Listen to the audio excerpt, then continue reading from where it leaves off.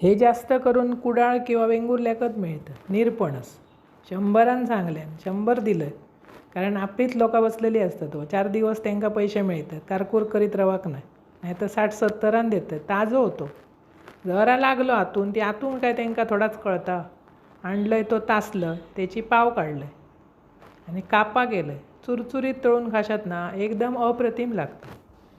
आधी ती पाण्यात टाकायची म्हणजे रापेणत नाही. बारीक बारीक काढले, खूप मोठी काढलं ती कचकचीत राहतात, भाजणार नाही. त्याला मीठ लावून आधी 2 मिनटं ठेवलं, नंतर हळद आणि लाल तिखट जरा 5 मिनटं ठेवून द्यायचं. नंतर तांदळाचं पीठ आणि रवो त्याच्यात ती घोळवलं.